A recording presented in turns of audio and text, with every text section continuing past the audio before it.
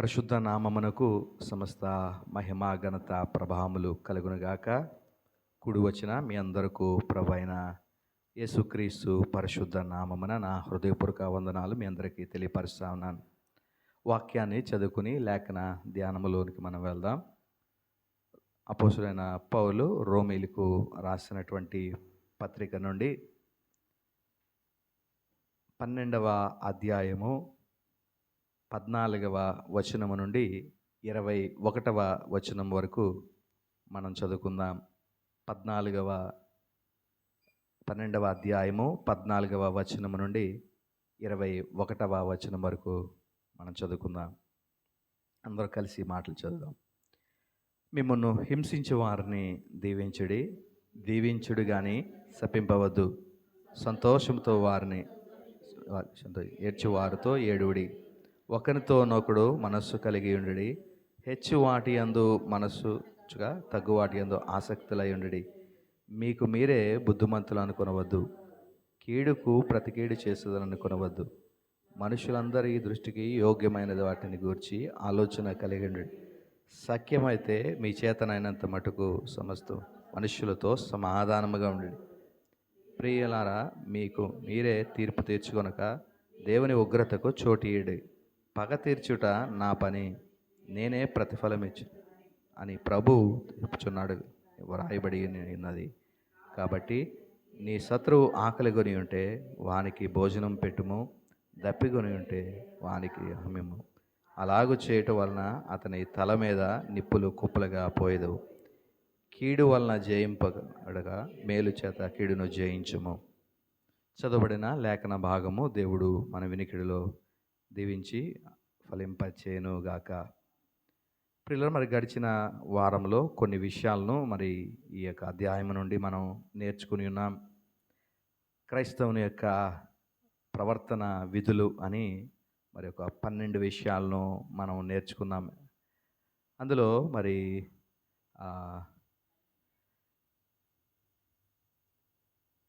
సంతోషించేవారు ప్రార్థన, మీ ప్రేమ నిష్కపటమై ఉండాలని, చెడ్డవాటిని అసహించుకుని మంచి వాటిని హత్తుకొని ఉండాలని, సహోదర ప్రేమ విషయంలో ఒకరినొకడు అనురాగం గలవారై ఉండాలని, ఘనత విషయంలో ఒకరినొకడు గొప్పగా ఎంచుకోవాలని, ఆసక్తి విషయంలో మాంద్యులు కాక ఆత్మయందు తీవ్రత గలవారై ప్రభువుని సేవించాలని, నిరీక్షించే వారితో గలవారై సంతోషించాలని, శ్రమయందు ఓర్పు గలవారమై ఉండాలని, ప్రార్థనయందు పట్టుదల కలిగి ఉండాలని, ఈ విషయాలను మనము నేర్చుకుని ఉన్నాం. అయితే మరికొన్ని పరిశుద్ధుల అవసరతల్లో పాలు పొందుచు శ్రద్ధగా ఆతిథ్యము ఇవ్వాలి అని ఈ 12 క్రైస్తవ ప్రవర్తన విధులను మనము నేర్చుకుని ఉన్నాం. ప్రియులారా, మరికొన్ని విషయాలు ఈ దినము మనం నేర్చుకోవడానికి దేవుని సహాయం కొరకు మనం ఎదురు చూద్దాం. 5 బాధ్యతలు లేదా 5 సంబంధాలు మనం కలిగి ఉన్నాం. మొదటిది ప్రభువుతో మనకున్నటువంటి సంబంధం. ప్రభువుతో మనకున్న సంబంధం ఎలాగ ఉండాలి అంటే, ఆయన సజీవ యాగములుగా ఆయనకి మనం సమర్పించబడిన వారంగా మనం ఉండాలి అంటే, మొదటిది దేవునితో ఐక్యత పరచబడినటువంటి వారముగా మనం ఆయనతో ఒక సంబంధాన్ని దేవునితో మనం కలిగి ఉండాలి. రెండవది సంఘముతో ఆ సంబంధాన్ని కలిగి ఉండాలి. ఎందుకంటే సంఘం అనగా క్రీస్తు శరీరము అని మనం తెలుసుకున్నాం. కాబట్టి తోటి అవయవంతో మనం ఎట్టి సత్సంబంధాలు కలిగి ఉండాలి అనే విషయాన్ని మనం నేర్చుకున్నాం. అయితే మనము కొన్ని ప్రవర్తన విధులను వ్యక్తిగతంగా మనం కలిగి ఉండాల్సిన కొన్ని విధులు ఉన్నాయి. అవి ఈ 12 మనం చదువుకుని ఉన్నాం. 4వ భాగం ఏంటంటే, మనకు లోకముకు ఉన్నటువంటి సంబంధం. లోకముతో ఒక క్రైస్తవుడు ఎలాంటి సంబంధాన్ని కలిగి ఉండాలి అనేటువంటి ఈ విషయాలు మనము ఈ దినాన నేర్చుకుందాం. ప్రియులారా, లోకం పట్ల క్రైస్తవుని యొక్క విధులు అనే ఈ విషయాన్ని మనం నేర్చుకుందాం. దేవునితో సత్సంబంధాన్ని కలిగి ఉండాలా, సంఘముతో సత్సంబంధం కలిగి ఉండాలా, మనకు మనం కొన్ని ప్రవర్తన నియమాలను కలిగి ఉండాలా, లోకముతో కూడా కొన్ని సంబంధాలు లేకపోతే విధులను మనం నెరవేర్తించవలసిన వారమై ఉన్నామనేటువంటిది మనం జ్ఞాపం చేసుకోవాలి. అందులో మొదటిది 14 వచనంలో రాయబడినట్లుగా, మిమ్మును హింసించు వారిని దీవించండి. మిమ్మును హింసించే వారిని దీవించండి. 7 చదివేసిన తర్వాత ఒక్కొక్క దాని గురించి వెళ్దాం. మొదటిది హింసించే వారిని దీవించాలా. రెండోది శపించండి, దీవించండి కానీ శపించొద్దు. మూడోది సంతోషించు వారితో సంతోషించాలి. నాలుగవది ఏడ్చు వారితో ఏడవాలి. ఐదవది ఒకరితో ఒకరు మనస్సు కలిగి ఉండాలి. ఆరవది హెచ్చు వాటి యందు మనసుంచగా తగ్గు వాటి యందు ఆసక్తులై ఉండండి. తర్వాత మీకు మీరే బుద్ధిమంతులను అనుకొనవద్దు. ఇవి ఈ ప్రాముఖ్యంగా ఈ 7 మరి లోకం పట్ల మనము జరిగించాల్సినటువంటి మరి ఇతరులు అంటే క్రీస్తు శరీరంతో ఉన్నటువంటి సంబంధం ఒకటైతే, క్రీస్తు బయట ఉన్నటువంటి అనగా శరీరం బయట ఉన్నటువంటి లోకం ఏదైతే ఉందో ఆ లోకముతో మనకు ఉండేటువంటి సంబంధం కోసం మనము ఎలాంటి విధులను మనం నిర్వర్తించాలి అనేటువంటి విషయాన్ని ఇక్కడ మనం చూడగలుగుతా ఉన్నాం. మొదటిది, మిమ్మల్ని హింసించేటువంటి వారిని దీవించేటువంటి మరి విధానం. ప్రియులరు, శత్రువుల పట్ల క్రైస్తవుని యొక్క ప్రవర్తన ఎలా ఉండాలి అనేటువంటిది మనం చూస్తే దీనికి క్రీస్తు నమూనా మనకి చక్కగా మనకి కనపడుతూ ఉంటుంది. ప్రియులరా, ఏంటి ఆ క్రీస్తు నమూనా అంటే, ఆయన హింసించే వారిని కూడా ఆయన దీవించినటువంటి ప్రేమించినటువంటి విధానాన్ని క్రీస్తు సిలువలో మరి చూపించినట్లుగా మనం చూస్తూ ఉన్నాం. ప్రియులరా, కాబట్టి ప్రేమించాడు దేవుడు, మరి లోకాన్ని ఎంతో ప్రేమించి ఆయన ప్రియకుమారుడైన క్రీస్తు యేసును ఈ లోకమునకు పంపించినట్లుగా ఒక వ్యక్తిని, తోటి వ్యక్తిని మనము ప్రేమించాల్సినటువంటి బాధ్యత మన మీద ఉన్నది అనేటువంటి విషయాన్ని మనం జ్ఞాపకం చేసుకోవాలి. ప్రియులరా, ఉదాహరణకి మరి ఒకవేళ క్రీస్తు గనక తన హింసించేటువంటి వారిని మరి వారిని శపించమని దేవునికి ప్రార్థిస్తే, మరి వారు హింసించేటువంటి వారిని మరి వీళ్ళు నన్ను సిలువ వేస్తున్నారు, ఏ తప్పు లేకుండా ఇలా అన్యాయంగా నన్ను హింసిస్తున్నారని ప్రభువేమీ వారిని శపించలేదు. మీరు నాశనం అయిపోతారు, మీరు కొట్టుకుపోతారు, నీతిమంతుని రక్తాన్ని మీరు చూస్తున్నారు, ఖచ్చితంగా మీరు ఇదైపోతారు అదైపోతారు అనే విషయాలు ప్రభు అలాంటివి ఏమీ పలకలేదు. కానీ వారిని, తండ్రి వీరేమి చేస్తున్నారో వీరు ఎరుగరు గనక వీరిని క్షమించాలని ప్రభు కోరినటువంటి స్థితిగతులను మనం చూస్తూ ఉన్నాం. ప్రియులరా, కాబట్టి ప్రతీకారము మరి చేసి మనం తీర్చుకోకూడదు. దేవునికి ఆ ప్రతీకారాన్ని మనమే. అని చాలామంది అంటారు, ఇంత మనకు నష్టం కలిగించాడు, ఇన్ని మాటలు అంటున్నాడు, ఆయన్ని అనకుండా ఎలా ఉండగలం, ఆయన్ని తెలుసుకునేటట్లు చేయాలి, లేదా వాడికి సరిగ్గా బుద్ధి చెప్పాలి కదా అనేటట్లుగా మనం అంటూ ఉంటాం. అయితే దేవుని వాక్యం మనకి సెలవిస్తూ ఉంది, మనము ప్రభువుకు పగ తీర్చుకోవడానికి మనం ప్రభు ఉగ్రతకు మనము చోటు ఉండని 19వ వచనంలో మనం చూస్తూ ఉన్నాం. ప్రియులరా, మీలో మీరే పగ తీర్చుకొనక దేవుని ఉగ్రతకు చోటివ్వండి. పగ తీర్చుట నా పని, నేనే ప్రతిఫలమెత్తును. అంటే ద్వితీయోపదేశ కాండంలోనే ఇలాంటి ఈ మాటలు మరి రాయబడతా ఉన్నాయి. దాన్ని ఒకసారి కాంటెక్స్ట్ చదివితే మనకు ఆ మాటలు అర్థమవుతాయి. ప్రియులరా, ద్వితీయోపదేశ కాండము 32వ అధ్యాయంలో నుండి ఈ మాట మనం చదువుదాం. 32:43 వచనాన్ని మనం చదువుదాం. 32:43. జనులరా, ఆయన ప్రజలతో కూడా ఆనందించుడి, హతులైన తన సేవకులను బట్టి ఆయన ప్రతిదండన చేయును, తన విరోధులను విరోధులకు ప్రతీకారం చేయును, తన దేశము నిమిత్తము తన ప్రజల నిమిత్తము ప్రాయశ్చిత్తము చేయును. ఇది ఆఖరి మాటలు. మోషే భక్తుడు రాస్తున్నటువంటి ఆఖరి మాటలు. దీన్ని ఒక కీర్తనగా కూడా మనం ఆ కింద మాటల్లో బట్టి చూడగలం. అయితే ఆయన జరగబోయేటువంటి సంగతులను ఆయన ప్రభువు రాస్తా ఉన్నాడు. ఏంటి ఏ విషయాలు అని అంటే, మరి ఆ శత్రువులకు ప్రతీకారము జరిగించేటువంటి ఒక దినము రాబోతా ఉంది. మనం అనుకుంటాం క్రైస్తవులుగా చేతకాని వాళ్ళు క్రైస్తవులు అని అనుకుంటూ ఉంటారు. అంటే మరి వీళ్ళు తిరగబడలేక కాదు, వీరు వాళ్ళని కొట్టలేక కాదు, లేకపోతే ఏదో ఒక పని చేయలేక కాదు, కానీ దేవునికి ఆయన ప్రేమకు మనము ప్రతినిధులుగా ఉన్నాం కాబట్టి ఆయన చెప్పినట్లుగా, ఆయన నడవమన్నట్లుగా మనము నడుస్తున్నాం కాబట్టి ఇది పగ తీర్చుకునేటువంటి విధానము, లేకపోతే శత్రువుల మీద ప్రతీకారం తీసుకునేటువంటి ఆ స్థితిని దేవునికే మనము వదిలివేస్తూ ఉన్నాం. ఒక దినము రాబోతూ ఉంది.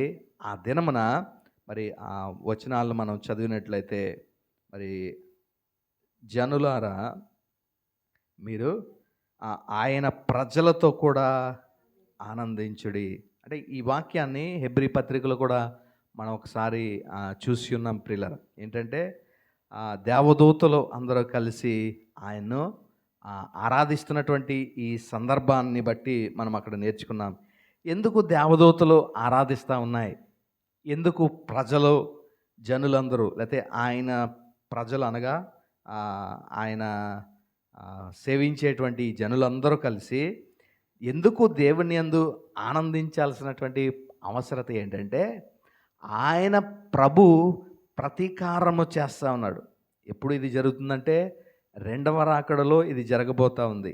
ఆయన తన యొక్క ప్రజలను హింసించి వారిని, తన ప్రియులైనటువంటి వారిని, తన దేశమును నిమిత్తము, తన ప్రజల నిమిత్తము ఆయన ప్రాయశ్చిత్తము చేయడానికి ప్రభు ఈ లోకానికి వస్తున్నాడు అనే విషయాన్ని మనం ఇక్కడ చూడగలుగుతా ఉన్నాం ప్రియులరా. ఆ పై వచనాలు 40 వచనంలో మనం చూసినట్లయితే 40 వచనంలో, నేను తలతలలాడు నా ఖడ్గము నూరి నా చేత న్యాయమును పట్టుకొని నీ ఎడల. దేవుడు తన కత్తిని దూస్తూ ఉన్నాడు. ఆయన తన కత్తిని పదును పెట్టి న్యాయము చేయడానికి గనక ప్రభు ఆలోచన చేసినట్లయితే, ఇంకా కొంచెం మనం చూస్తే, నా శత్రువులకు ప్రతీకారము కలుగు చేసేదను, నన్ను ద్వేషించు వారిని ప్రతిఫలం ఇచ్చేదను, రక్తము చేత నా బాణములు మత్తిల చేసేదను. చంపబడిన వారి రక్తము, చెరపట్టబడిన వారి రక్తము, శత్రువుల్లో వీరుల తలలను నా ఖడ్గము భక్షించును. నేను ఆకాశము తట్టు నా హస్తమెత్తి నా శాశ్వత జీవముతోడని ప్రమాణం చేశాను. దేవుడు ప్రమాణం చేసి చెప్తా ఉన్నాడు ఏంటంటే, ఖచ్చితంగా తన ప్రజల తరపున ఆయన వ్యాజ్యము జరిగించేటువంటి వాడు. తన ప్రజల తరపున తన దేశము నిమిత్తము, తన ప్రజల నిమిత్తము ప్రాయశ్చితము, ప్రతీకారము చేసేటువంటి వాడు. కాబట్టి ఒక్కసారి నీవు నీ శత్రువుని గనక నీవు క్షమిస్తే, మరి అతడు గనక మరి నీ హృదయాన్ని చూసి అతడు మారాడా సరే, లేదా అదే శత్రుత్వ భావము అతడు కలిగి ఉంటే గనక ఆ శత్రుత్వాన్ని, లేదా దేవుడు నీ తరపున ఆ కార్యాన్ని, మరి తీర్పును ఆయన ప్రభు తీర్చేటువంటి వాడై ఉన్నాడు. చూడండి, ప్రభువే గనక పగ తీర్చుకున్నట్లయితే, ప్రభువే గనక న్యాయమును జరిగించేటువంటి విధానమే అయితే ఎంత భయంకరంగా ఉంటుంది. ఆయన ఖడ్గము రాజులను, వారి శత్రువుల యొక్క తలలన్నీ కూడా ఛేదించేటువంటి అదిగా ఉంటుంది అనేటువంటి విషయాన్ని మనం చూస్తూ ఉన్నాం. ఆ శత్రువుల యొక్క వీరుల తలలను కూడా అది తెగ నరికేటువంటిదిగా ఉంది. ఇంతటి మరి ప్రతిదండన ఆయన ఎందుకు చేస్తున్నాడు అని చూస్తే, తన ప్రజల నిమిత్తము ఆయన చేస్తున్నాడు. మరి మనం మరి పగ మనం తీర్చుకుంటే ప్రభువు పగ తీర్చుకునేటువంటి అవకాశము ప్రభువుకు మనం ఇవ్వట్లేదు. కాబట్టి పగ తీర్చుకునుట ప్రభువు పని అనే విషయాన్ని మనం గుర్తించవలసిన వారమై ఉన్నాం ప్రియులరా. కాబట్టి క్రీస్తు యొక్క నమూనాని మనము నేర్చుకుందాం. సిలువలో ఆయన ఎలాగైతే తన శత్రువులను కూడా ప్రేమించినటువంటి స్థితి ఉందో మనం కూడా అలాగా ప్రేమించవలసిన వారమై ఉన్నాం ప్రియులరా. కాబట్టి మిమ్మల్ని హింసించేటువంటి వారిని ప్రేమించవలసిన వారమై ఉన్నాం.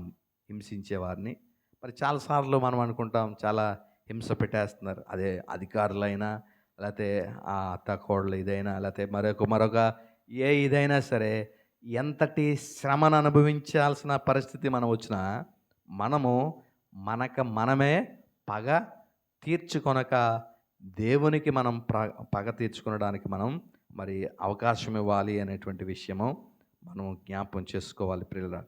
తర్వాత ఇంకా మనం చూడగలిగితే మరి ఒకసారి ఇలాగే మరి క్రీస్తు ప్రభువారిని మరి శిష్యులు వచ్చి అడుగుతూ ఉన్నారు, అయ్యా పరలోకము నుండి మనము అగ్నిని వచ్చి వీళ్ళందరినీ మనం నాశనం చేసేయడానికి సెలవివ్వండి అని ప్రభువుని వాళ్ళు వేడుకుంటూ ఉంటారు. ఎందుకంటే వీళ్ళ యొక్క స్థితి లేకపోతే ప్రభు వ్యతిరేకిస్తుంటే మరి ఆ వ్యతిరేకతను వీళ్ళు తట్టుకోలేక వీళ్ళందరినీ మనం ఆజ్ఞాపిస్తే కనుక పరలోకం నుండి అగ్గి వచ్చి వీళ్ళందరినీ కాల్చేస్తుంది. అయితే ప్రభు అంటా ఉన్నాడు, అటుది మీ ఏ ఆత్మ కలిగి ఉన్నారో మీరు తెలియట్లేదు అని వారిని వారించినట్లుగా మనం చూస్తున్నాం. అయితే అలాంటి దినం ఒకటి రాబోతూ ఉంది. ఆ దినమున ఆయన శత్రువులందరినీ కూడా ఆయన ఈ విధంగానే సంహరించబోతున్నాడు అనేటువంటి విషయాన్ని కూడా మనము నేర్చుకోవాల్సిన వారమై ఉన్నాం ప్రియులారా. కాబట్టి శత్రువుల పట్ల మనమే పగను తీర్చుకునేటువంటి వారంగా మనం ఉండకూడదు. దేవుడే ఆయన పగ తీర్చుకునేటువంటి వాడు. కీర్తనలో కూడా మనం చదివితే కీర్తన 2వ కీర్తనలో ఈ మాటను మనం చూడగలుగుతాం. ఆయన చేతిలో ఏముందంటే ఇనప దండము ఆయన చేతిలో ఉన్నట్లుగా మనం చూస్తూ ఉన్నాం. ఆ ఇనప దండాన్ని కనుక ప్రభు ఉపయోగిస్తే ఏమవుతుందంటే వారిని నలగగొట్టేటువంటి పరిస్థితి, కుండను పగలగొట్టినట్లుగా వారిని మొక్క చెక్కలుగా మరి చేసేటువంటి స్థితి ప్రియులారా. కాబట్టి ప్రభు చేతిలో తన దండం ఉంది, ఇనుప దండం ఉంది. ఆయన ఆ దండాన్ని ఉపయోగించేటువంటి ఒక దినము రాబోతూ ఉంది. ఆ దండము ఉపయోగించేటువంటి ఆ దినము కొరకు మనము ఎదురు చూడవలసిన వారమై ఉన్నాం. చూడండి, క్రైస్తవులుగా మరి చాలా చేతగాని వారిలాగా మరి వాళ్ళు మరి ఎంత శ్రమ పెడుతున్నా, హెబ్రీ పత్రికలో మనం చూసాం కదా, వారిని 10వ అధ్యాయంలో మనం చూసినప్పుడు వారిని ఖైదీ చేశారంట. వారు ఆస్తులను తీసుకుని పోతుంటే దాటిని మరి కోల్పోవడానికి కూడా వారు సమ్మతించారు, ఒప్పుకున్నారు. ఎందుకు అంటే మరి ఎంత నింద వేసినా, ఎంత అవమానం వచ్చినా, జైల్లో వేసినా, లేకపోతే ఎంత ఆస్తులు కోల్పోవాల్సినటువంటి స్థితి వచ్చినా క్రైస్తవులు ఎందుకు మరి అంత ఇలాగ ఉంటున్నారు అని అంటే వాళ్ళకేం చేతకాక కానీ కాదు, కానీ ప్రభువు నేర్పించినటువంటి ఆ ప్రేమను కలిగి ఉండడానికి, ప్రభువు నేర్పించినటువంటి ఈ కట్టడ ఏదైతే ఉందో పగ తీర్చుకొనడానికి, అది నా పని, మీరు పగ తీర్చుకోవద్దు, మిమ్మల్ని హింసించేటువంటి వారిని మీరు దీవించండి అనేటువంటి ఈ ఏదైతే మరి ఆజ్ఞ ప్రభు మరి విధి మనకు ఇచ్చారో ఆ విధిని మనము అనుసరించవలసినటువంటి వారమై ఉన్నామనే విషయాన్ని మనం జ్ఞాపకం చేసుకోవాలి ప్రియులారా. కాబట్టి ప్రభువుకు మనము ఈ యొక్క ప్రతీకారము చేసేటువంటి పనిని మనం ప్రభువుకు అప్పగించవలసినటువంటి వారమై ఉన్నాం. ఇంకా మనం చూడగలిగితే మరి అపోస్తుల కార్యాలు 16వ అధ్యాయము 22 నుంచి 25 వచనాలు మనం చదివితే,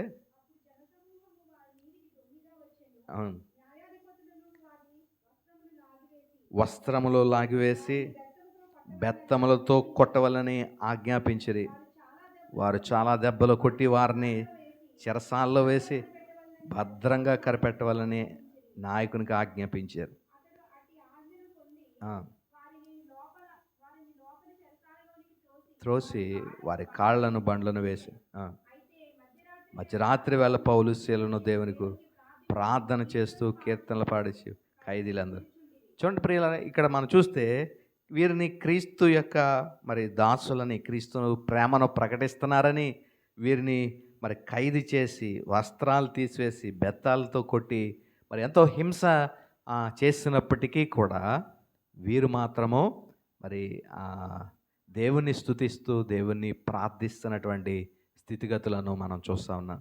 స్టెఫను జీవితాన్ని కూడా మనం చూస్తే అతడు రాళ్లతో కొట్టబడుతున్నప్పటికీ కూడా అతడు వీరేం చేస్తున్నారో వీరెరుగురు వీరిని క్షమించండి అని వారి కొరకు ప్రభు వలె ప్రభు ప్రేమను ప్రకటిస్తున్నటువంటి పరిస్థితి మనం చూస్తున్నాం. కాబట్టి హింసించేటువంటి వారిని మనం ఎన్నడూ కూడా మరి నాశనం అయిపోవాలి, ఇలా అయిపోవాలి, అలా అయిపోవాలని వారిని కోరుకోకూడదు.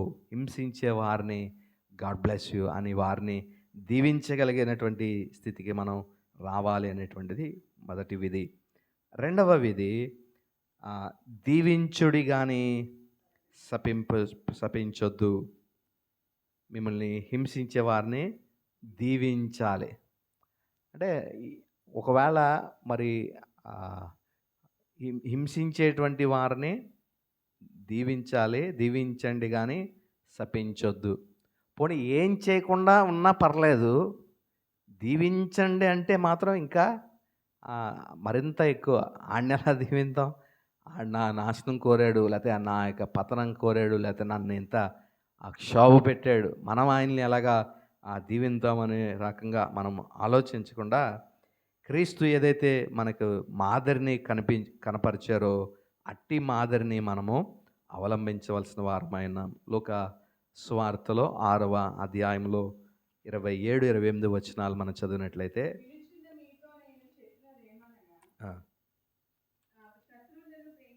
శత్రువులను ప్రేమించుడి, మిమ్ములు ద్వేషించు వారికి మేలు చేయడి, మిమ్మల్ని శపించు వారిని దీవించుడి, మిమ్మల్ని బాధించు వారి కొరకు ప్రార్థన చేయడి. చూడండి, బాధించే వారి కొరకు ప్రార్థన చేయమంటే మనం ఎలా చేస్తాం? ఒకవేళ వాళ్ళ కొరకు ప్రార్థన చేయమంటే, ప్రభా ఆడేలాగా ఆడు తప్పు ఆడు తెలుసుకునేలాగా ఆడికి ఏదో ఒకటి చేసే అన్నట్లుగా. ఇటీవల మరి ఇదంతా మనకు తెలుసు, ఒక పెద్ద దైవజనుడు వారి యొక్క మీటింగ్లు ఆపేస్తే వాళ్ళ కోసం, ఆపేసిన వాళ్ళ కోసం వీళ్ళు చేసిన ప్రార్థనలు కూడా వారు ఆన్లైన్లో పెట్టారు. అవి ప్రార్థనలు వాళ్ళు నాశనం అయిపోవాలి, వాళ్ళు ఎలా అయిపోవాలి, అలా అయిపోవాలి. కానీ ప్రభు మనకి కనపరిచేటువంటి లేదా మనకిచ్చేటువంటి ఆజ్ఞ, లేకపోతే ఎలాగ మనం ఒక క్రైస్తవుడు ఉండాలనేటువంటిది మరి ప్రభు మనకి నేర్పిస్తూ ఉన్నాడు. ఏంటంటే వారి కొరకు మనం ప్రార్థించాలి. ఏ విధంగా అంటే వారి క్షేమము కొరకు ప్రార్థించాలి, వారి మార్పు కొరకు మనం ప్రార్థించాలే కానీ మరి వారు నాశనం అయిపోవాలి, వారి ఇదైపోవాలి అదైపోవాలి అనేటువంటిగా మనం వారి కొరకు ప్రార్థించే వారంగా మనం ఉండకూడదు అని ప్రభు మనకి నేర్పిస్తూ ఉన్నాడు. ప్రియులరా, వాళ్ళని ప్రేమించాలి, ద్వేషించే వారికి మేలు చేయాలి, వారికి ఇంకా మేలు చేయాలి అనే మాటలు మనం చూస్తున్నాం. ఒకవేళ అలా గనక మనం చేస్తే అది ఎంతటి ఇదంటే, ఈ 20వ అధ్యాయంలో వచనములో ప్రభు మనకి సామెతల గ్రంథం నుండి ఒక వచనాన్ని అపొస్తలుడైన పౌలు ఇక్కడ ఎత్తి రాస్తా ఉన్నాడు. ఏంటంటే, నీ శత్రువులు ఒకవేళ ఆకలిగొని ఉంటే వానికి భోజనం పెడితే, దప్పిగొన్నప్పుడు వానికి దాహం ఇస్తే, నీకు కీడు చేసినప్పుడు నువ్వు వానికి మేలు చేస్తే, వాని చేసేటువంటి ఆ పని వానికి ఎలా ఉంటుందంటే, అలాగ చేస్తూ ఉంటే అతని తల మీద నిప్పులు కుప్పలుగా పోసినట్లుగా అనిపిస్తుంది అతనికి. మరి అంటే నిప్పులు కుప్పలుగా వేస్తే అతడు ఎలా అంతా మండిపోతున్నట్టు ఉంటుందో అలా ఉంటుంది అనమాట. అంటే అలాంటి స్థితిలో క్రైస్తవుని యొక్క బాధ్యత, లేకపోతే శత్రువులు హింసిస్తున్నప్పుడు, ఆ శత్రువులు మిమ్మల్ని బాధిస్తున్నప్పుడు మన బాధ్యత ఎలా ఉండాలంటే వారిని ప్రేమించాలి, వారికి మేలు చేయాలి, వారిని దీవించాలి, వారి కొరకు ప్రార్థించాలి. ఈ 4 విషయాలు ఇక్కడ రాయబడ్డాయి. లూకా సువార్తలో 6వ అధ్యాయంలో 27-28 వచనాలు మనం చదివినప్పుడు శత్రువులను ఏం చేయాలి? మనం ప్రేమించాలి, వారికి మేలు చేయాలి, వారిని దీవించాలి. తర్వాత 4వది ప్రార్థన చేయాలి. కాబట్టి శత్రువులు ఎదుట మనం కనపరచాల్సినటువంటి విధులుగా ఇవి మనం చూస్తూ ఉన్నాం ప్రియులారా. కాబట్టి ఎవరిని కూడా మనము హింసించే వారిని మరి మనం ద్వేషించొద్దు, వారిని నాశనం అయిపోవాలని కోరుకోవద్దు, కానీ వారి కొరకు ప్రార్థిద్దాం, వారికి మేలు చేద్దాం, వారిని దీవిందాం. మరి అంతేకాకుండా మరి వారికి మరి ప్రభువు యొక్క ప్రేమను మనం కనపరిచేటువంటి వారంగా ఉండాలని ప్రభు మనకి తెలియపరుస్తూ ఉన్నాడు. ఇంకా మరి అపోస్తుల కార్యాలు 28వ అధ్యాయము 19వ వచనాన్ని కూడా మనం చదివినట్లయితే, అపోస్తుల కార్యాలు 28వ అధ్యాయము 19వ వచనము.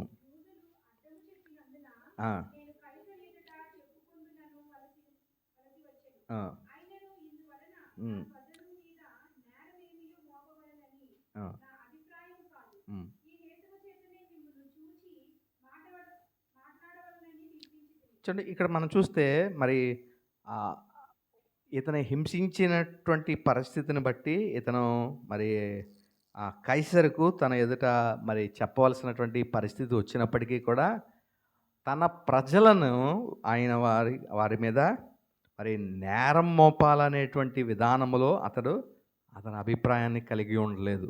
మనమైతే అవకాశం దొరికితే వీడు ఎలా చేశాడు అలా చేశాడని మనం అనేక మందికి మరి ఆ నేరాన్ని ఇతరులతో తెలియపరిచేటువంటి స్థితిగతులను మనం చేపడుతూ ఉంటాం ప్రియులు. కాబట్టి అలాంటి స్థితిగతులు చేయకుండా వారిని దీవించేటువంటి స్థితిని మనం కలిగి ఉండాలనే విషయాన్ని మనం జ్ఞాపకం చేసుకోవాలి.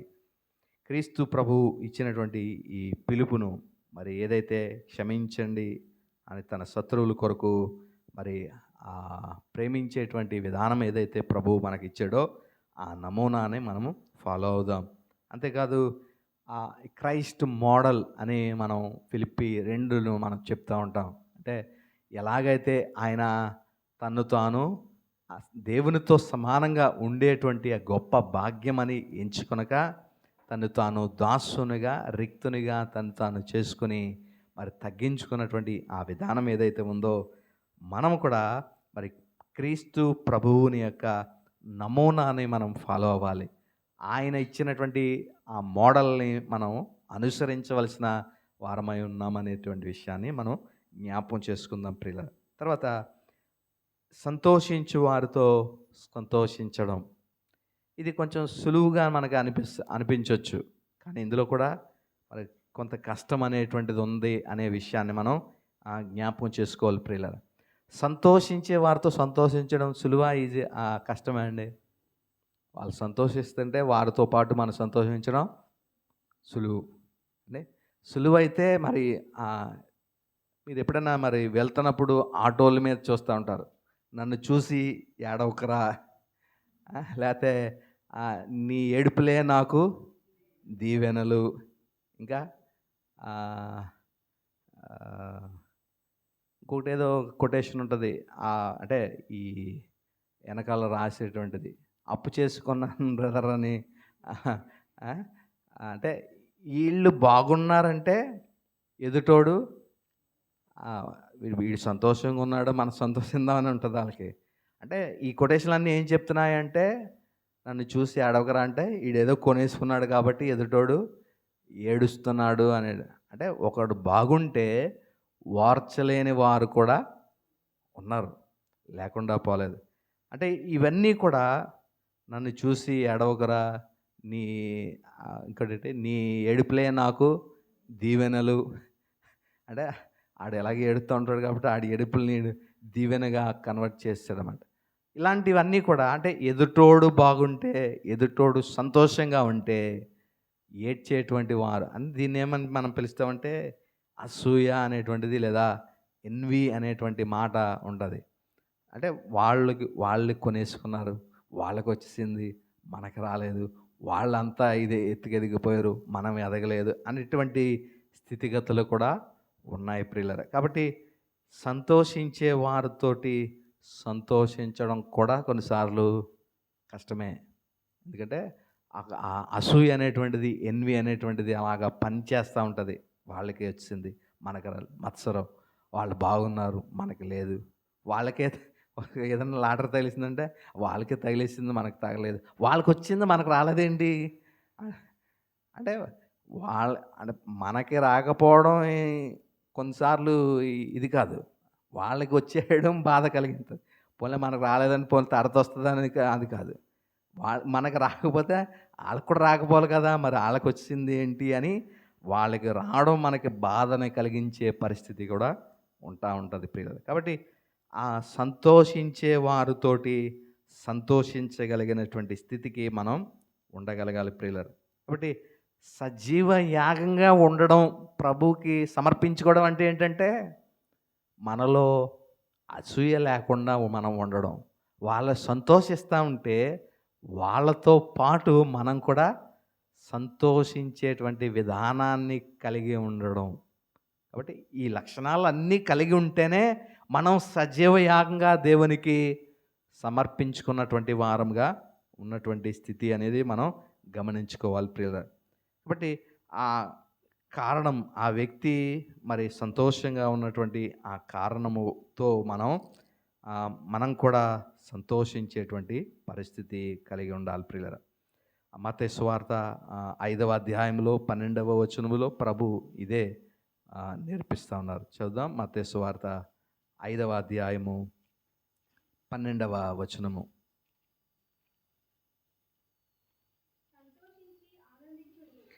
సంతోషించి ఆనందించుడి, పరలోకమందు మీ ఫలము అధికమగును.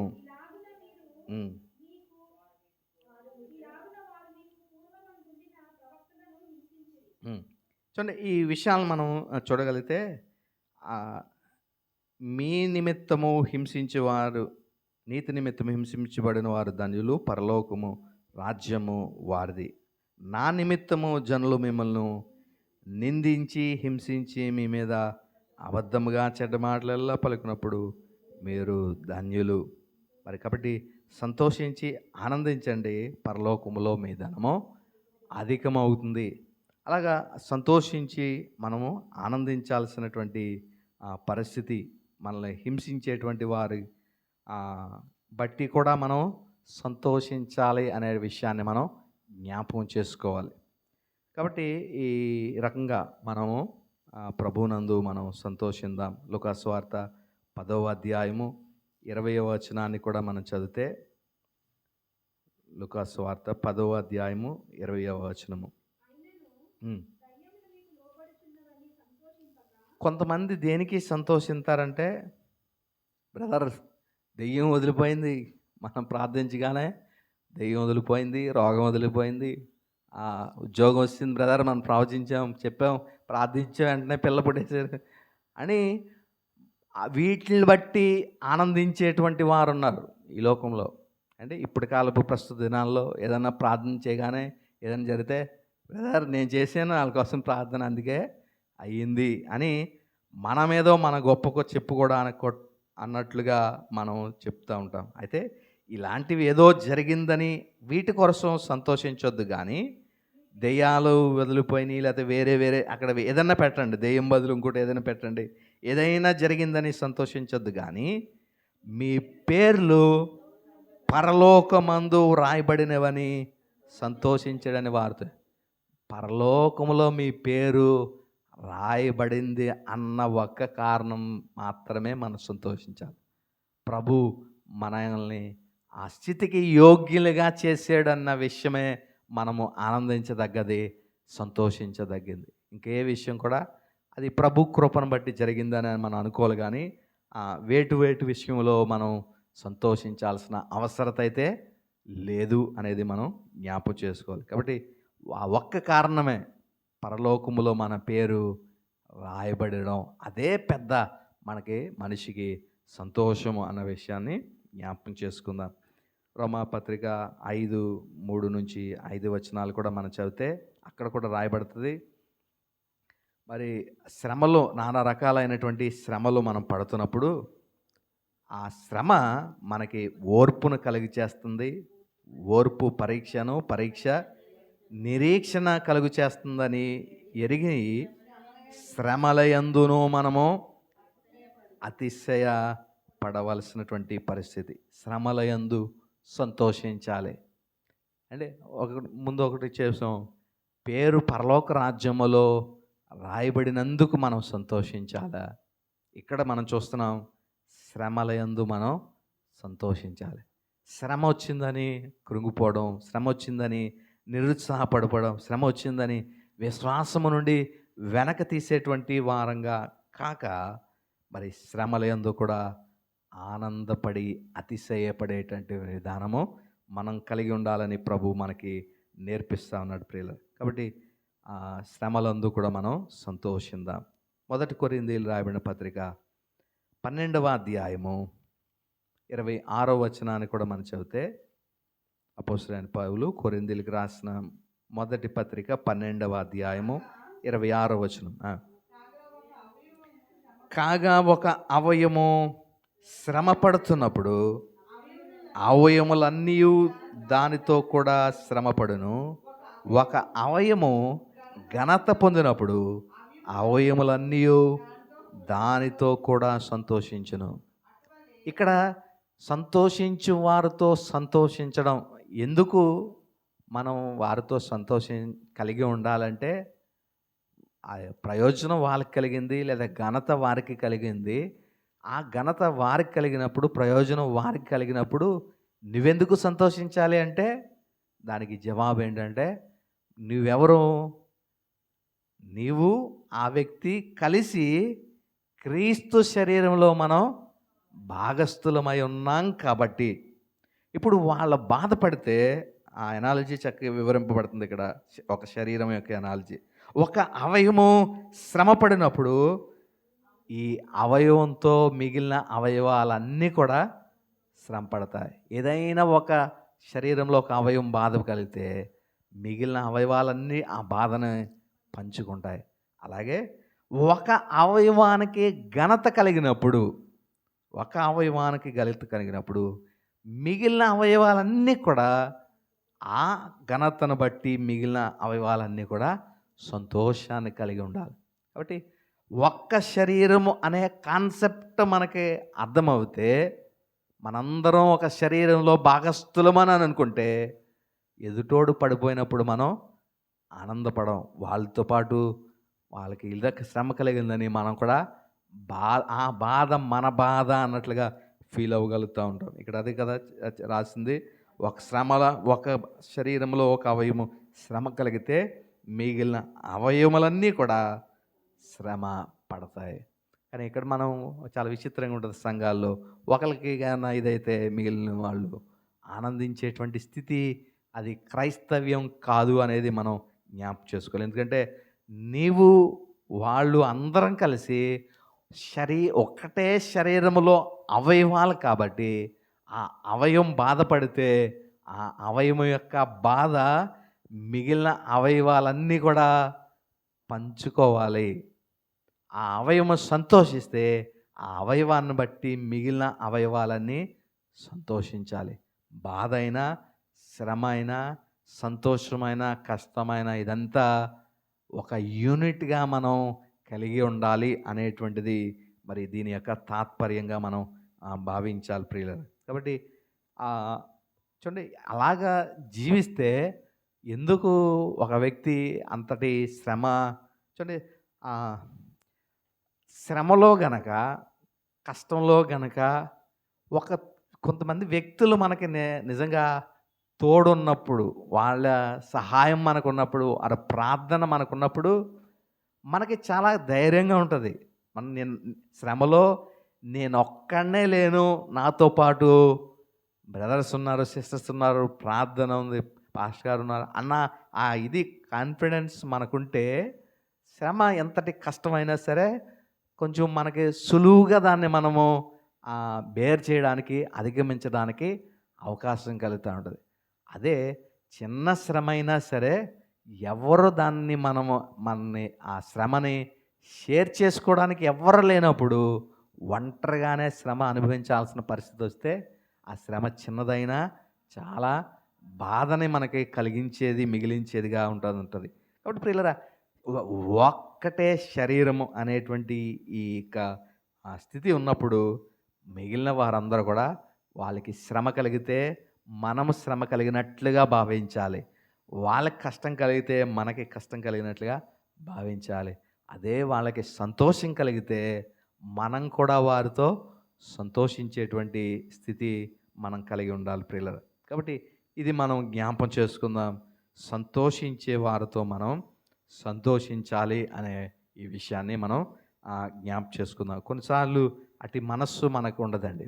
ఎదుటివారు పచ్చగా ఉన్నప్పుడు, లేకపోతే ఎదుటివాళ్ళు సంతోషంగా ఉన్నప్పుడు, మనకి ఇంట్లో అలాంటి స్థితి లేనప్పుడు వాళ్ళని చూసి కొంత అసూయ మనకి కలిగే అవకాశం ఉంటుంది. కాబట్టి ఆ అసూయను కూడా మనం ఇండైరెక్ట్ ఇక్కడ చెప్పేది సంతోషించేతో సంతోషించండి అంటే, ఇండైరెక్ట్గా ప్రభు మనకు చెప్పేది అసూయ పడద్దు. ఎప్పుడు వాళ్ళు సంతోషిస్తూ ఉంటే వాళ్ళతో పాటు మనం సంతోషించే వారంగా మనం ఉందాం.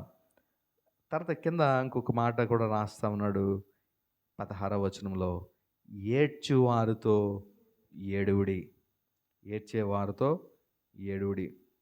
ఏదైనా ఒక వ్యక్తి కోల్పోయినప్పుడు, లేదా ఎవరికైనా తీవ్రమైన అనారోగ్య పరిస్థితి ఏర్పడినప్పుడు, ఏదైనా నష్టం జరిగినప్పుడు, మరి ఇలాంటి పరిస్థితుల్లో మరి బాధ, దుఃఖము ఏర్పడినప్పుడు ఆ వ్యక్తితో పాటు మనం కూడా వారికి చేయూతనివ్వగలగాలి. సహాయపడే వారంగా వారి చెంతనే మనం ఉండి వారితో పాటు ఏడ్చేటువంటి వారంగా మనం ఉండగలగాలి ప్రియులరా.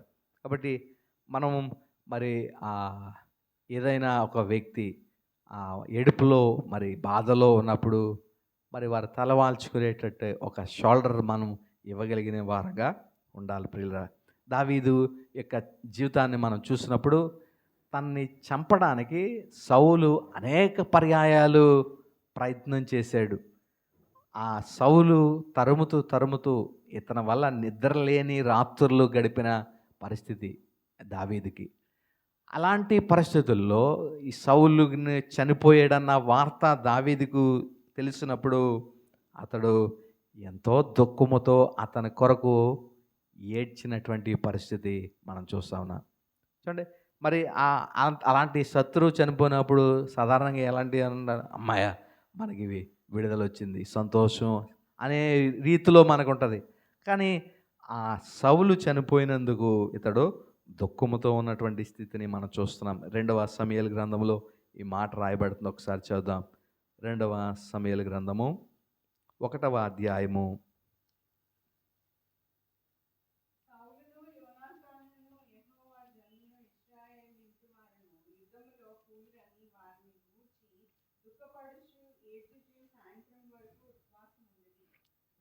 11వ దావీదు 11వ వచనం నుంచి చూస్తే, దావీదు ఆ వార్త విని తన వస్త్రములు చింపుకొని అతని యొద్ద నున్న వారందరూ అలాగ చేసి సౌలు నిమిత్తం వాళ్ళందరూ ఏం చేశారంట, ఉపవాసం ఉన్నారంట. దుఃఖపడుచు ఏడ్చుచు సాయంత్రం వరకు మరి ఆ స్థితిని అలాగా వారు గడిపినట్లుగా మనం చూస్తూ ఉన్నాం.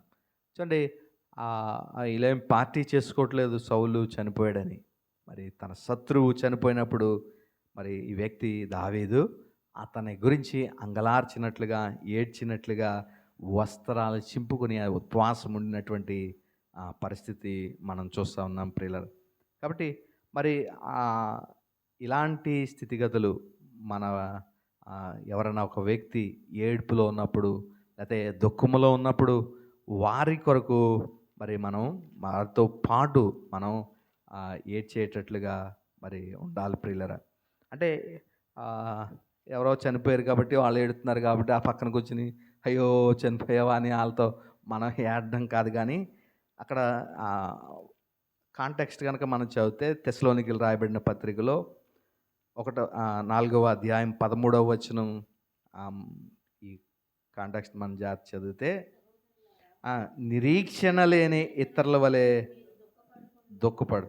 అంటే వాళ్ళు దుఃఖిస్తుంది ఒకవేళ నిరీక్షణ లేకుండా దుఃఖిస్తే కనుక వాళ్ళతో మనం ఏడవపోయినా పర్లేదు. నిరీక్షణ కలిగినటువంటి వారంగా మనము ఆ, ఆ, నిరీక్షణ లేని ఇతరుల వలె మీరు దుఃఖపడకుండా నిమిత్తము నిద్రించుచున్న వారిని గురించి మీకు తెలియకుండా నాకు ఇష్టం లేదని, ఆ నిద్రపోయి చనిపోయిన వారికి ఏం జరుగుతుంది అనేటువంటి ఆ విషయాలన్నీ కూడా రాసి ఈయన లాస్ట్లో అంటున్నాడు. కాబట్టి మీరు ఈ మాటలు ఒకరినొకడు, ఈ మాటల చేత ఒకరినొకడు ఆదరించుకొనుడి. ఒకవేళ అలా చనిపోతే ఇలాగ మీరు దుఃఖపడద్దామా అని వాళ్ళని ఆదరించాల్సిన బాధ్యత మన మీద ఉంది అనే విషయాన్ని మనం జ్ఞాపకం చేసుకుందాం ప్రియులారా. కాబట్టి ఒకని సంతోషించు వారితో సంతోషించడం, ఏడ్చేటువంటి వారితో మనం కూడా ఏడవడం, వారిని ఇంకొక విధంగా చెప్పాలంటే మరి ఆదరించాలి అనేటువంటి విషయాన్ని మనం ఇక్కడ జ్ఞాపకం చేసుకుంటా ఉన్నాం. ఇంకొక మాటను మనం చదువుదాం. హెచ్చువాటి యందు మనస్సుంచక తగ్గువాటి యందు ఆసక్తులై ఉండండి. హెచ్చువాటి యందు మనస్సునుంచక, మనకి ఏమేమి కావాలి అని అంటే మనం ద బెస్ట్ అనేది ఏ ఫోన్ కొనాలి అని అంటే అన్నిటిలో టాప్ ఏది, యాపిల్ కావాలి అంటాం. లేదా ఇంకొకటి కారులో ఏది కావాలంటే పలానా ఆ బ్రాండ్ కావాలంటాం. ఇంకొకటి ఏదైనా సరే హెచ్చైనది మనకి కావాలన్నట్లుగా మనం ఏదైనా షాప్కి వెళ్ళినప్పుడు మనం కొంచెం మంచి చూపించు, కాస్ట్లీ చూపించు అంటే తక్కువ పని చేయవా అంటే అంటే మనం స్థాయి ఎప్పుడు కూడా చాలా బెటర్గా ఉండాలి, లేకపోతే హెచ్చు ఉండాలి అన్నటువంటి స్థితి మరి మంచిది కాదన్నట్లుగా హెచ్చు వాటి యందు మనస్సు నుంచక, వాటి యందు మనం మనస్సు ఉంచొద్దు అంటున్నాడు. అంటే as long as it serves our మన యొక్క ఏదైతే పని అవసరత ఉందో ఆ అవసరతనే తీర్చేంతకాలం ఏదైనా ఒకటే అన్నట్లుగా మనం భావించాల్సిన పరిస్థితి. అందరూ సరిచేయబడాలి ఈ విషయంలో. అంటే అందరికీ మరి ఈ విషయంలో హెచ్చు వాటి యందు ఇది కాక అది కాక అది కాక ఇది కాదని మరి ఒక ఉన్నతమైంది కొనాలి, ఉన్నతమైంది ఇది తీసి మార్చేసి ఇంకోటి, అది మార్చేసి ఇంకోటి, అలాగా మనం బెస్ట్ దానికి మించింది ఉండకూడదు అన్నట్లుగా మనం ఉంటాం. అంటే ఇక్కడ ఉద్దేశం ఏంటంటే చాలామంది అనుకుంటారు ప్రభు నాకు ఇచ్చాడని నేను కొనుక్కున్నాను అందులో ఇదేంటి అని. అంటే ప్రభు ఇచ్చిందంతా నీకు నువ్వు అనుభవించడానికని కాదు. అంటే పోయిన వారం కూడా చెప్పాం మనం, ధనవంతుడు అతనికి ఉన్నాడు, పండించాడు, పంట పండింది, బోళ్ళంతా ధాన్యం వచ్చింది. ఇతను అనుకున్నాడు ఇతని స్థితి, నీకు ప్రాణమా తిను తాగు, నీ కొరకు అనేక సంవత్సరాల కొరకు సరిపడగా నీకు పండింది, నీవే అనుభవించు అన్నట్లుగా తినకు తాను చెప్పుకుంటున్నాడు. అంటే ప్రభు నీకు ఇచ్చింది నీకొక్కదానికే అని కాదు, నీకొక్కడికే అని కాదు అనేది మనం జ్ఞాపకం చేసుకోవాలి.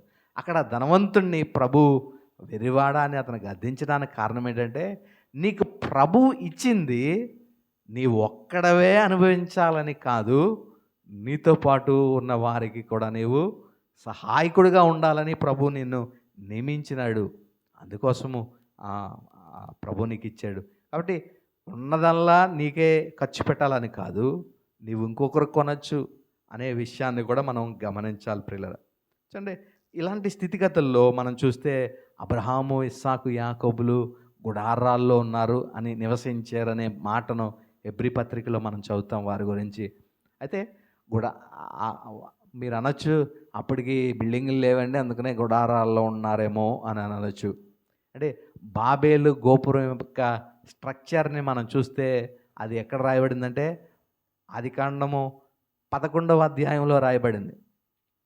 11వ అధ్యాయానికి అబ్రహాము, ఇస్సాకులు ఇంకా యాకోబులు ఇంకా లేరు. అలాంటి లేనప్పుడే టెక్నాలజీ, ఆ స్ట్రక్చర్స్ లేవా అంటే ఉన్నాయి, ఖచ్చితంగా స్ట్రక్చర్స్ ఉన్నాయి. పోనీ వీళ్ళకి డబ్బులు లేవా? అబ్రహాము, ఇస్సాకు, యాకోబుల కంటే రాజే బొళ్ళంత రాజు కన్నా ధనవంతులుగా వీరున్నారు. వీళ్ళని పంపించేవారు. మీరు వస్తే మీకన్నా మేము తక్కువ అయిపోతాం, లేకపోతే మీ వాళ్ళ చేత మేము ఇబ్బంది పడతామేమో అన్నట్లుగా మీరు పలానా చోట ఉండండి, అక్కడ ఉండండి అని వీళ్ళకి సెపరేట్గా పంపించేవారు. కాబట్టి అంతటి ధనవంతులైనటువంటి వ్యక్తులు వీళ్ళు. చేయాలంటే వీళ్ళు కూడా ధనవంతులని స్టేటస్, స్టేచర్ అన్నీ కలిగి ఉండి చేయొచ్చు. కానీ వీరి కోసం చక్కని మాటలు రాయబడ్డాయి. వీళ్ళు ఏంటంటే, ఈ భూమి మీద మేము యాత్రికులుగాను పరదేశులుగా వచ్చామన్న సంగతి వాళ్ళు మర్చిపోలేదు. కాబట్టే యాత్రికుడిగా ఉన్నవాడికి ఇక్కడ పర్మనెంట్ బిల్డింగ్ కావాల్సిన అవసరత లేదని అనుకున్నారో ఏమో, వాళ్ళు గుడారాల్లోనే నివసించారు. అంటే మనం ఏం చేయాలి మరి అంటే, అంతటి విశ్వాస స్థితి ఉంది కాబట్టే వాళ్ళ కోసం ఇప్పుడు మనం చెప్పుకుంటున్నాం, లేదా వాళ్ళ మాటలు బైబిల్లో విశ్వాస వీరుల జాబితాలో రాయబడ్డాయి. ఇంకా చదివితే దేవుడు దేనికి నిర్మాణకుడు శిల్పి అయి ఉన్నాడో ఆ సుందరంగల ఆ పట్టణాలని చేరాలని వారి దృష్టి అంతా కూడా ఆ ఆ రాజ్యానికి చేరాలని కనుదృష్టి ఎప్పుడు కూడా దాని మీదే ఉంటా ఉండేది. మన కనుదృష్టి ఎప్పుడేం కొందాం, ఎప్పుడేం చేద్దాం, ఎప్పుడు ఎలాగా ఇది తీసేసి అది కట్టేద్దాం, లేదా ఇంకోటి చేద్దాం ఇలాగా అని మన దృష్టి అంతా కూడా ఇక్కడ ఎక్స్పాన్షన్ కోసం ప్రయత్నిస్తూ ఉంటాం. దేవుని రాజ్యము అందుకని అంటాడు ఆయన, నా నీతిని నా రాజ్యాన్ని మనం మొదట అంటే ఇక్కడ మొదట ఎదిగేసి తర్వాత మందరం ఎత్తుకోమని కాదు, కానీ మన ప్రయారిటీ అంతా దేవుని రాజ్యమే అయి ఉండాలి అనే విషయాన్ని అక్కడ మరి ప్రస్తావిస్తున్నట్లుగా మనం చూస్తూ ఉన్నాం. కాబట్టి వాటి యందు మనస్సు నుంచకడి అంటే అందరూ కొత్త సంవత్సరాలకి కొత్త బట్టలు కామన్ అయిపోయింది. ప్రస్తుత దినాలు కొత్త బట్టలు లేకపోతే న్యూ ఇయర్ లేదు అన్నట్లుగా అయిపోయింది.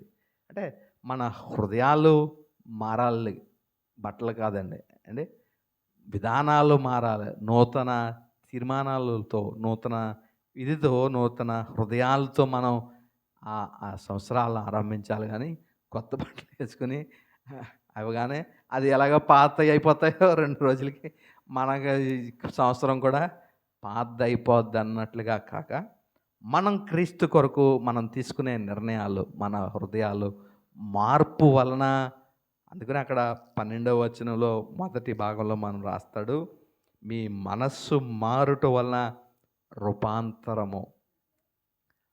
రూపాంతరం అంటే క్యాలెండర్ 31 నుంచి 1కి క్యాలెండర్ మారిపోయింది. పాత క్యాలెండర్ మార్చేసి కొత్త క్యాలెండర్ వేసాం, మనకి ఇయర్ మారిపోయింది మనిషి అనుకోవడం కాదు, కానీ మనస్సులు మారడం వల్ల నిజమైన నూతనత్వం వస్తుంది ఒక వ్యక్తి జీవితాల్లో.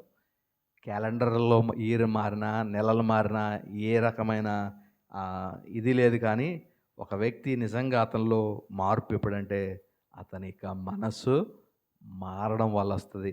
ఆ మార్పు క్రీస్తు ద్వారానే మన హృదయాల్లో అది జరుగుతుంది. ఆ మార్పు ఆయన ప్రేమను అర్థం చేసుకున్నప్పుడు, ఆయన మోడల్ని మనం అర్థం చేసుకుంటే, అంటే దేవుడికి అక్కడ ఉండొచ్చు కదా, ఎందుకు ఆ సుఖంగా దేవునితో సమానంగా ఉండేటువంటి భాగ్యము ఆయనకు ఉంది కదా, ఆ భాగ్యంలో ఆయన ఉండాల్సి కదా, ఎందుకు ఈ లోకంలోనే ఆయన ఎలాగ వచ్చాడు? మళ్ళీ పోనీ వచ్చినాడు ఏదో ఒక రాజులాగా రావచ్చు కదా, రాజులాగా వచ్చే అవకాశం ఉంది కదా, కానీ ఆయన ఎలాగొచ్చాడంటే దీనుడుగా, దాసుడిగా, తన్ను తాను రిక్తునిగా చేసుకుని ఈ భూమి మీదకి వచ్చాడంట.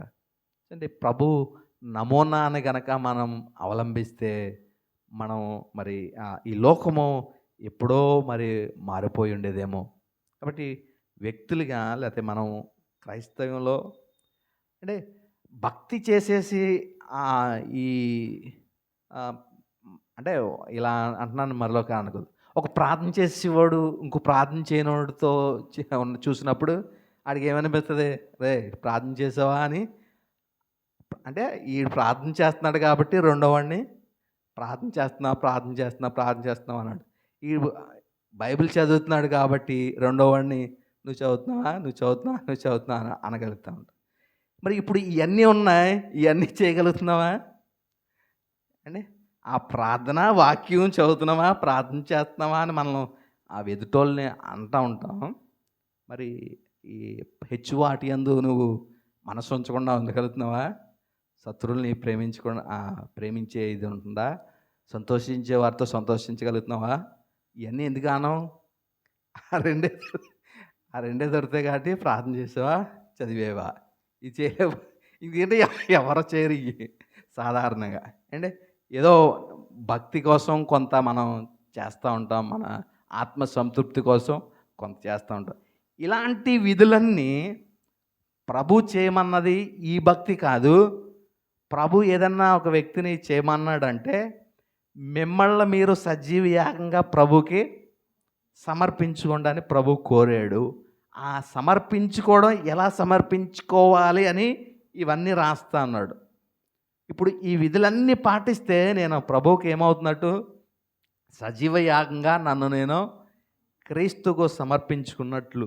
నా అర్పణ, నేనే యాజకుడిని కాబట్టి బలి నేనే, యాజకుడిని నేనే. క్రీస్తు నమూనా ప్రకారం క్రీస్తు ఒక బలి వేరుగా అర్పించే అర్పణ యాజకుడు వేరు కాదు. క్రీస్తు యొద్ద నుండి క్రీస్తు ప్రభు తానే బలిగా అర్పించుకున్నాడు, తానే యాజకుడిగా ఉన్నాడు కాబట్టి యాజకుడే బలి అయ్యాడు. అలాగా ఒక యాజకులుగా మనల్ని రాజులైన యాజక సమూహంగా ప్రభు మనల్ని చేసుకున్న మనల్ని మనమే బలి అర్పణ, మనమే యాజకులము. కాబట్టి ఇలాగ ప్రభువుకు సమర్పించుకున్న ఈ విధానంలో మనం ఉండాలి అని అంటే ఇవన్నీ మనం చేయాలి. ఏవి? మనకిచ్చినటువంటి కృపావరాల్ని ఏ వరం మనకుందో ఆ వరములో మనం పని కలిగి ఉండాలి. రెండోది, నీకు నువ్వుగా వ్యక్తిగతంగా కొన్ని ప్రవర్తన మార్పులని మనం చెప్పుకున్నాం కదా, ఆ వాటిల్లో ప్రేమ నిష్కపటంగా ఉండాలి, చెడ్డవాటిని అసహించుకోవాలి, మంచిదాన్ని హత్తుకోవాలి, సహోదర ప్రేమ విషయంలో అనురాగం కలిగిన వారంగా ఉండాలి, ఘనత విషయంలో ఒకరికొకరు గొప్పగా ఎంచుకోవాలి, ఆసక్తి విషయంలో మాంద్యం లేకుండా ఉండాలి, మరి ఆత్మయందు తీవ్రత కలిగిన ఉండాలి, తర్వాత నిరీక్షణ గల వారిని సంతోషించాలి, శ్రమనందు ఓర్పు కలిగిన వారం, ప్రార్థన యందు పట్టుదల కలగాలి, తర్వాత శ్రద్ధగా మరి పరిశుద్ధుల అవసరతల్లో పాలు పొందుచు శ్రద్ధగా ఆతిథ్యం ఇవ్వాలి. ఇవి కొన్ని మనలో మనం చేసుకునే ప్రవర్తన మార్పులు. బయట వాళ్ళతో మరి మనకుండే సత్సంబంధం ఎలా ఉండాలంటే, వాళ్ళు మనం హింసిస్తున్నా వాళ్ళకి మనం దీవించాలే కానీ వాళ్ళని మాత్రం శపించొద్దు అని ఇక్కడ రాయబడతా ఉంది. అంతే. తర్వాత ఇంకొకటి, సంతోషించే వారితో మనం సంతోషించగలగాలి, ఏడ్చేవారితో మనం ఏడవగలగాలి, హెచ్చు వాటి యందు మనం మనస్సు నుంచగా తగ్గు వాటి యందు ఆసక్తులై ఉండండి. ఒక చీర 10,000 చీర, ఒక 200 చీర ఉంది. దేనికి మనం వెళ్తాం? ఏది తీసుకోవాలి, ఏది తీసుకోమ్మా అంటే ఏది తీసుకుంటాం? పోనీ ఈ రెండు పెట్టి అదే కావాలి లే, ఈ 200ది పనిచేదా? హెచ్చు వాటి యందు మనకి అంటే మీరేనే కాదు, నేనన్నా అదే చేస్తాను. అంటే మన అందరం చేయాల్సింది ఏంటంటే హెచ్చు వాటి యందు మనం మనస్సు నుంచగా తగ్గు వాటి యందు మనం మనస్సు కలిగి ఉండాలి. ఎందుకంటే ప్రభువే దానికి నమూనాగా ఉన్నాడు. అంతటి స్టేటస్ ఆయన కలిగి, పొజిషన్ కలిగి, దాన్ని అసలు అది ఆయనకి మైండ్లో రాలేదు, ఇది విడిచిపెడితే ఇది పోద్దేమో అది పోద్దేమో అన్న ఇదే లేదు ఆయనకి. దాసునిగా అంత ఉన్నత స్థితి నుండి, టాప్ నుండి ఎక్కడికి వచ్చారంటే మరి మామూలుగా యావరేజ్లా కూడా లేరు, అత్యడుగున బాటంకి వెళ్ళిపోయాడు. దాసునిగా, దీనునిగా, తను తాను రిక్తునిగా చేసుకుని తగ్గించుకున్నాడు. కాబట్టి ఆయన కనుక రోల్ మోడల్ కనుక మనం చూడగలిగితే, మనము ఒక వ్యక్తి ఇలాగ చెప్తున్నాడు, ఆయన దైవజనుడు అంట, ఆయన కనుక ఫ్యామిలీతో గనక బయటికెళ్ళి పార్టీ చేసుకుంటే మహా ఖర్చు అవుతే ఎంత ఖర్చు పెడతాడంటే 200 ఖర్చు అవుద్దంట. అంటే మనకి గనక పార్టీ చేసి రెస్టారెంట్‌కి వెళ్తే మనకెంత అవుద్ది? మినిమమ్ దాని మీద ఒక 0 పెరుగుద్ది. 2000 లేదా ఆ పైన అవుద్ది. కానీ ఈళ్ళు మహా ఖర్చు పెడితే ఫ్యామిలీ బయటికెళ్తే తినడానికి 200 అంత ఖర్చవుద్దంట. అంటే వ ఆయనకి లేవని కాదు. ఉన్నా సరే అంటే ఇక్కడ ఏది ప్రాముఖ్యం? డబ్బు ఖర్చు పెట్టడం ప్రాముఖ్యమా? లేతే కుటుంబాన్ని ఔటింగ్‌కి బయటికి తీసుకెళ్ళడం ఇది ప్రాముఖ్యమా? మన నిజంగా ఆలోచిస్తే దేన్ని కోరుకుంటారు? భార్య ఏం కోరుకుంటది? పిల్లలు ఏం కోరుకుంటారు? బయటికెళ్ళి సరదాగా మనం ఎంజాయ్ చేయాలనుకుంటాం. అది బయటికెళ్ళడం అది ఇంపార్టెంటు. బయటికెళ్ళి భోంచేయడం అది ఇంపార్టెంట్ కానీ, తింటున్నాం? ఎంత ఖర్చయింది? ఎందులో భోంచేసాం అది ఇంపార్టెంటా? ఆ! ఆ రెస్టారెంటే, ఆ డిష్షే అదే అంటే మరి తిట్టుకోవద్దు మరి ఇలాగ అంటున్నామని. మరి ఏం చేస్తాం ప్రభు బోధించాలి కాబట్టి మనందరం మార్చుకోవాలి ఈ మాటలు. కాబట్టి ఈ విషయాలు వాటి యందు దీని మీద ఎన్నో గంటలు గంటలు మాట్లాడొచ్చు. కానీ మనందరం ప్రభు యొక్క నమూనాని ఖచ్చితంగా ఫాలో అవ్వాల్సిన బాధ్యత మన మీద ఉంది. తగ్గువాటి యందు కనీసం ఏదో ఒక ప్రయత్నం అన్నది చేద్దాం. కనీసం ఒకవేళ ఇప్పటికే షాపింగ్ అయిపోతే నేనేం చేయలేను. ఒకవేళ షాపింగ్ అవ్వకుండా ఉంటే కొంచెం అన్నా ఒక 0 తగ్గించడానికి ప్రయత్నం చేద్దాం. అంటే ఒక 0 అంటే మరి ఎక్కువండి. సగం అని చెప్పండి. 0 అంటే 2000 అంటే 200కి పడిపోతుంది. సగం అంటే 2000లో కనీసం 1000లో అన్నా కొనుక్కునే విధానం చేద్దాం. ఒకసారిగా 0 పోవడం చాలా కష్టం. అలాగా ప్రభువు యొక్క మనస్సును కలిగి ఉండి తగ్గువాటి యందు మనం ఆసక్తులై ఉన్నాం. మరి సమయం అవుతుంది. మరొక వారం మిగిలి వాటిని ధ్యానం చేద్దాం. చిన్న ప్రార్థన చేసుకుందాం. కృపా కనికరం గల మా ప్రియ పరలోకపు తండ్రి, కొద్ది విషయాలు మీ వాక్యమందు మేము నాయనా తండ్రి వాక్యాన్ని ధ్యానం చేయడానికి మీరు ఇచ్చిన కృప కొరకు వందనాలు స్తోత్రాలు చెల్లిస్తున్నాం. నాయనా తండ్రి మరి సజీవ యాగంగా మరి మీకు సమర్పించుకోవడం అంటే ఈ విషయాలు మేము కలిగి ఉండడమే అన్నట్లుగా మీరు మాకు తెలియపరిచారు. నాయనా లోకముతో మాకున్నటువంటి సంబంధం మరి నాన్న తండ్రి మరి వారు హింసించేటువంటి వారైతే వారితో మేము మరి వారి దీవించాలే కానీ వారిని మేము ఎంత మాత్రము శపించకూడదని మరి దీవించండే కానీ శపించొద్దు అని ఆనందించే వారితో ఆనందించండి, దుఃఖించే వారితో దుఃఖించండి.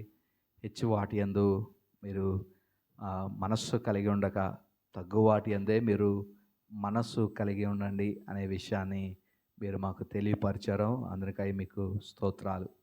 అనేవి పాటించడానికి కొంత కష్టతరం అయినప్పటికీ మా వ్యక్తిగత జీవితాల్లో వీటిని అనుసరించాలి, వీటిని చేయాలి, వీటి ప్రకారం మేము జీవించినప్పుడే మేము మీకు సజీవ యాగంగా మీకు సమర్పించుకున్నటువంటి వారమని నాన్న తండ్రి మేము అర్థం చేసుకుంటా ఉన్నాం.